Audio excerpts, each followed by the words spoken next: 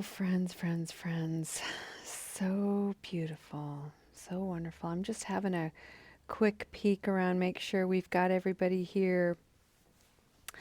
I'd like to bring forward into the light and illumination of our practice today a dedication specific, and that is we are dedicating our whole practice with the four limitless qualities of loving kindness, compassion, joy, and equanimity to our beautiful Sangha members who has had to say goodbye to his beloved friend Hurley, who died and was buried on Saturday. And Hurley has been a beautiful Sangha member, a wonderful wagging friend.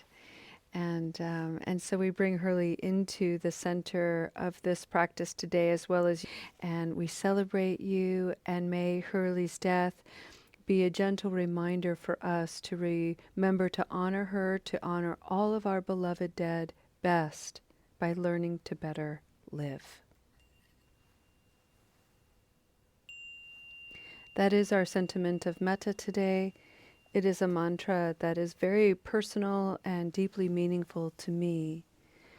We honor our beloved dead best by learning to better live. Welcome everyone to Recovery Dharma.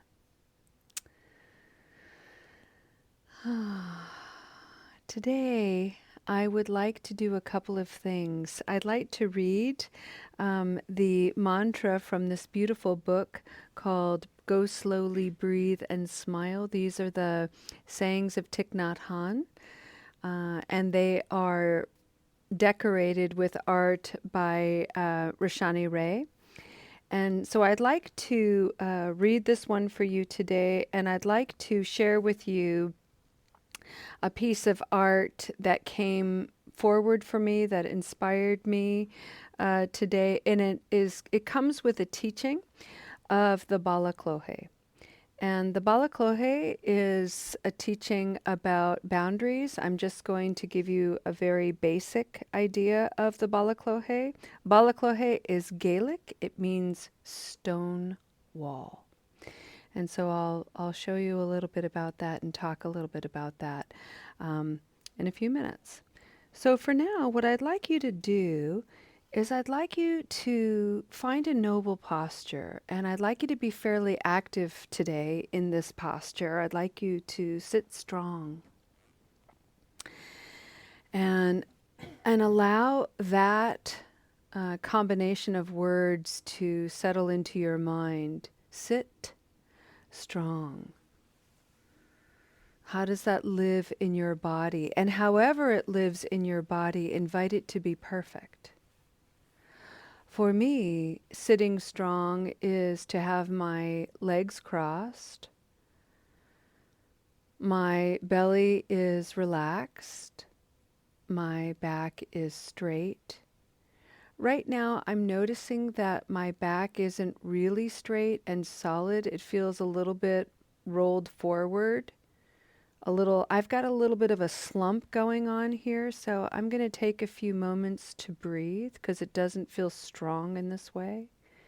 So I'm going to breathe, and as I do so, I'm going to sit taller, and I'm going to intentionally roll my shoulders back and down so that the muscles across my chest and collarbones, I can feel their tightness.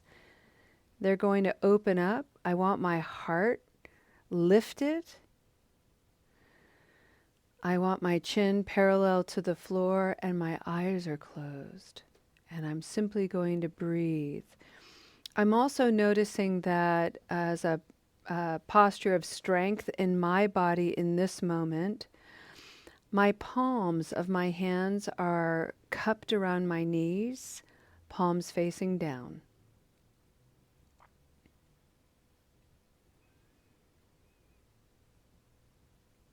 And I'm going to breathe in a way that allows me to really be aware of the breath. Breathing in,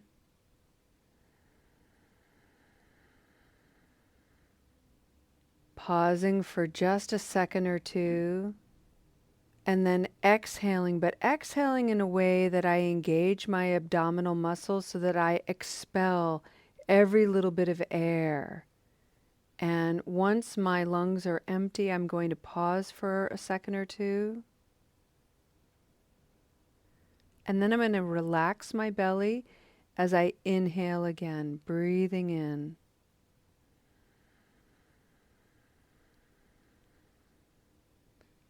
Pause. And breathe out.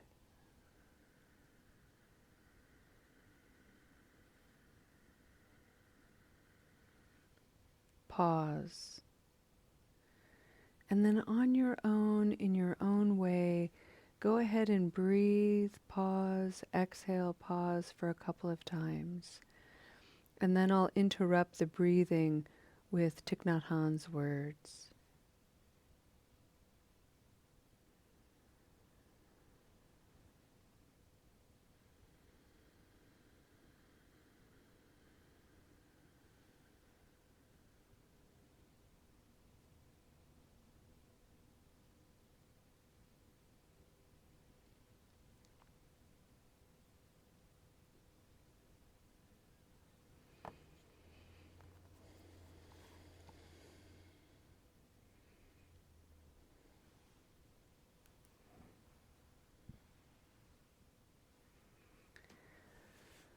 Thich Nhat Hanh writes, "The flower, the sky, your beloved, can only be found in the present moment.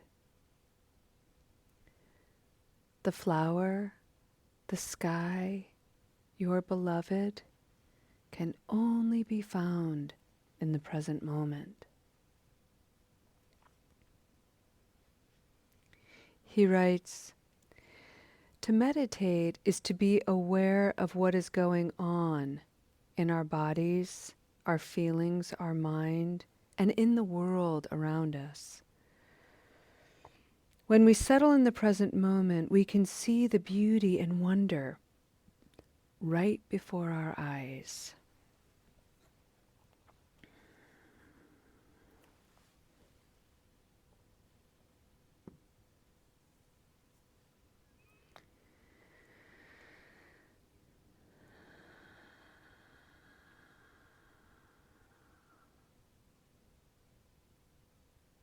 In yoga this morning, I was reflecting on this teaching, and I was reflecting on the value for me, the importance for me to enjoy the practice. Meditation should be delightful, even when it's hard. There ought to be an element of joy and ease, which is why you'll often hear me say, enjoy your practice. We don't need one more thing that feels really hard. We've got plenty of stuff in our lives for that. What we're trying to awaken and bring forward and really bring back is ease and beauty, wonder and mystery, magic and awe. All of the qualities of life that make life living for. Not only do they add meaning to our lives, but it's what makes life worth living.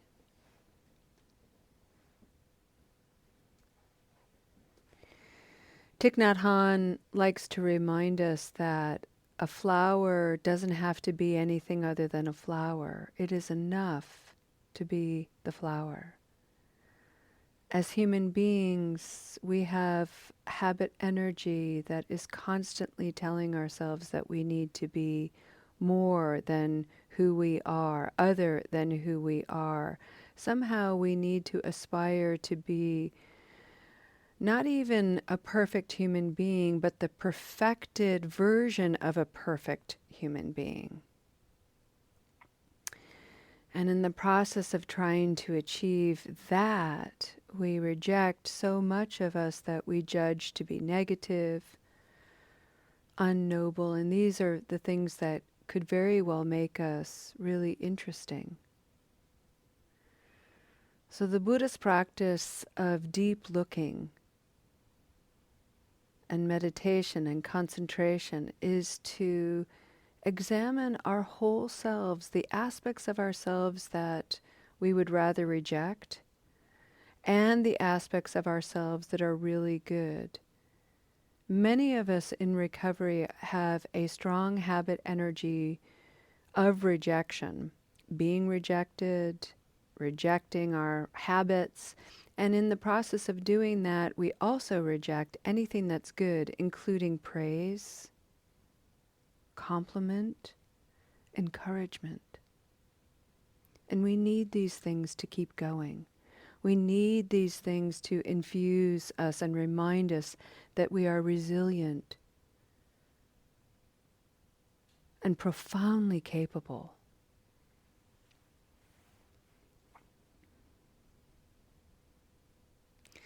In yoga, I was thinking about what does it look like for me if I was a human being, as a flower? And I just tried to imagine what kind of flower I would be. And then I thought about how many petals there are in flowers. My peonies that are beginning to poke up are these giant cauliflower type blooms, just with hundreds and hundreds of flower petals, that is. And that reminded me of Sangha. So many different people, so many different petals. I'm but one of them. And we're all different, gathered together, focusing, coming from the center, focusing on the center being the seed of possibility.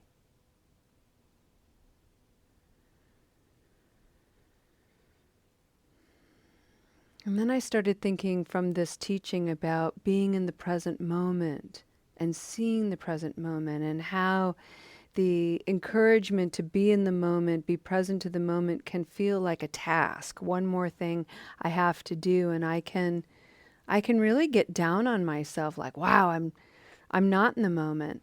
I'm in the past. And I've just spent a lot of energy dragging some past memory with me and spilling it all over my present moment. I'm really good at that. Really good at that. And it comes in the form of worry, anger, resentment. And if that wasn't bad enough, I have this wonderful tendency to sabotage my present moment by tripping out about the future. What's going to happen? Oh no, what if? What if this? What if that? And my eyes are miles outside of the present moment. And so it occurred to me this morning that I have to build a boundary around my present moment. A balaklohe, a beautiful, low-lying stone wall. So friends, take a moment right now, and like Thich Nhat Hanh instructs us to see a flower in the sky or your beloved, take a minute to imagine around you a beautiful stone wall, a little boundary, something that you can look over and see over. Not a prison wall, something that you can sit on if you want to, something that you can put trinkets upon and make it like a little altar, if that speaks to you. Maybe there are little openings in the stone wall, places where you can plant flowers and moss and maybe little handwritten notes and secrets. But boundary your present moment, protect it. It's so precious to be here, and to keep the past on the other side of the wall. It's not like it's not there. It's not like we're pretending it doesn't exist. We're just reminding ourselves that we don't have to keep grabbing from the past and bringing it into our present. It's already with us by virtue of you as a whole human being. You're already carrying your past with you right now in your present moment. You don't have to carry all of it. Likewise, you don't have to jump into the space of the future.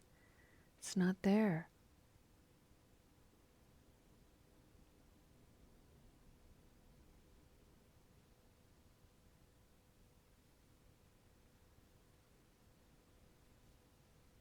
You are well protected in this present moment. Be sure to make your boundary beautiful.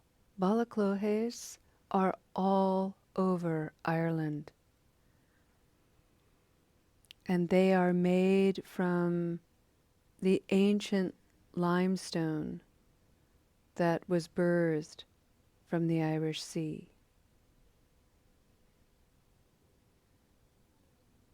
And careful hands chipped away at these stones and stacked them. They've been there, some of these balaclohes, some of these walls have been there for thousands and thousands of years. They can withstand all kinds of weather. There are places where the stone walls are sinking back into the earth, or the earth is reclaiming them, covering them with blackberries, hawthorn, grass.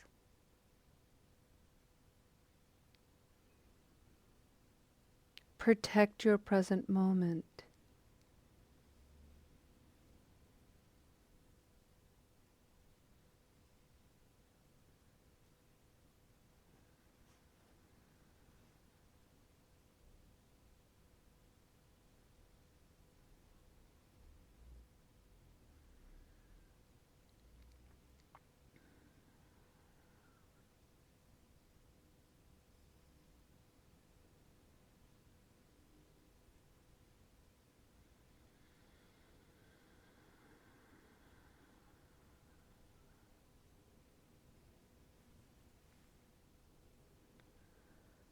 One of the phrases that Lo taught me that I'm so very grateful for as a way of honoring the present moment and not allowing the past to distort and disfigure the beauty of my present moment space, is to say to the present, this is not that.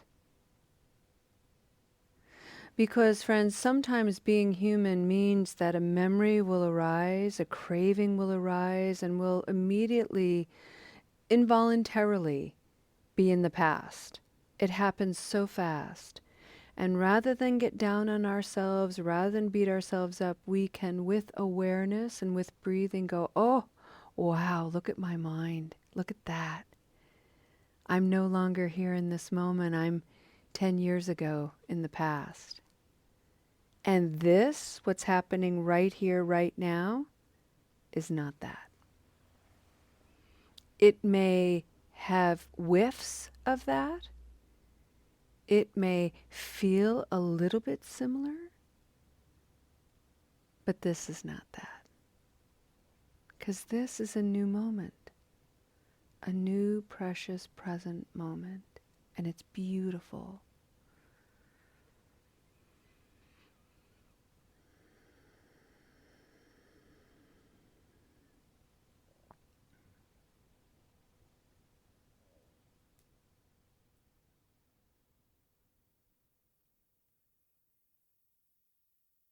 So as we close this meditation, I'd like you all to take a deep breath with me, breathing in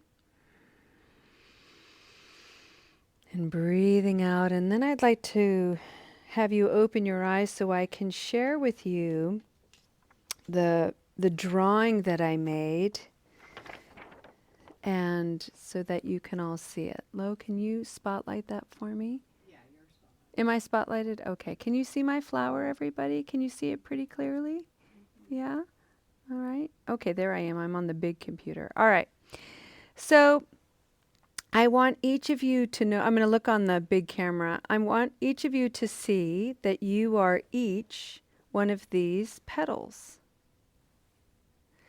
And I've divided it into 3 sections. This blue section here, I'm sorry, I'm looking at it backwards, sorry. This blue section right here, there's our past. And then this white section is our present. And this other section here is our future. And right in the middle is the seed of possibility. And if you look closely, everybody's petal is a little bit different. Some people are only able to have a very small present moment, like this. Let me see if I can find my finger there. There, this petal here. Very small present moment. And then look at the friend over here. They are way in their past. And all this little future drama up here, along here. And we're all so different individual petals. But together, don't we make a beautiful flower? And that's enough, isn't it? So guard your present moment, balaklohe, with beautiful stones, with beauty. This is an umbilical to our Sangha, connecting us to mystery. So there we are, flowers in the present moment.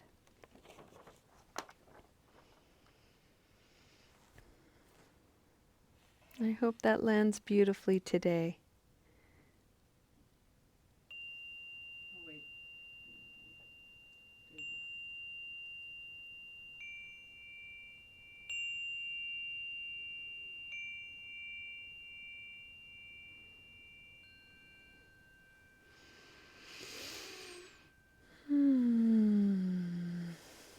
Spiritual teachings, they just come out of nowhere sometimes. And as this spring is unfurling, I just want you to, I invite you to, in your present moments, notice the flowers and notice how all those petals look similar. They look exactly the same, actually, uniform, and they are not. Every single one of them is unique. And that's a really incredible thing to pay attention to. So this is an opportunity to celebrate our differences, to celebrate how we all approach this differently, and simultaneously protecting our precious, precious present moment.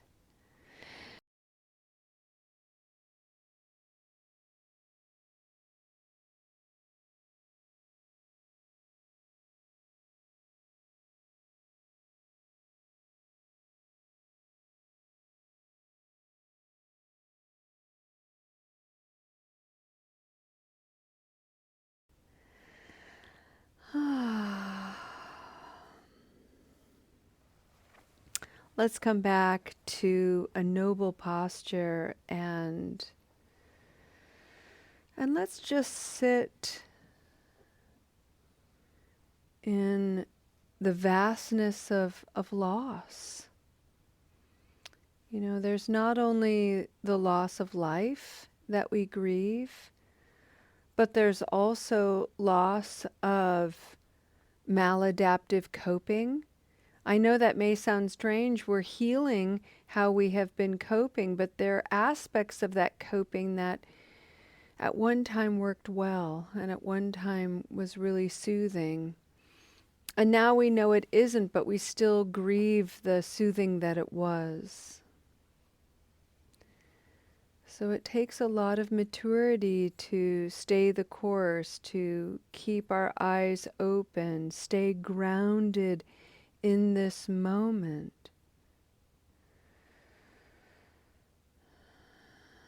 Loss is, well, it's a little bit like standing on shifting sands, and grief can come like waves and easily knock us over. But with practice, we learn how to move, we learn how to anticipate. And so it takes bigger and stronger waves to knock us over. And even then, we may be able to weather it like a balaclava.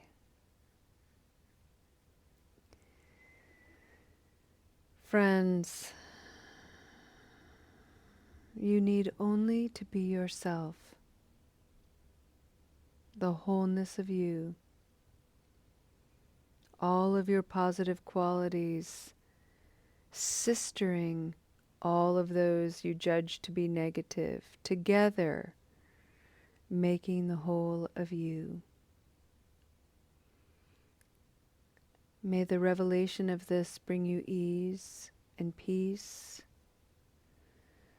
May you breathe with strength and resilience. May you know the grief that you're experiencing is also on behalf of many others who are grieving right along with you. And may you find the spirit of compassion to bring a little ease to the pain of it. Thank you so much for your practice. We'll see you next time. Namaste.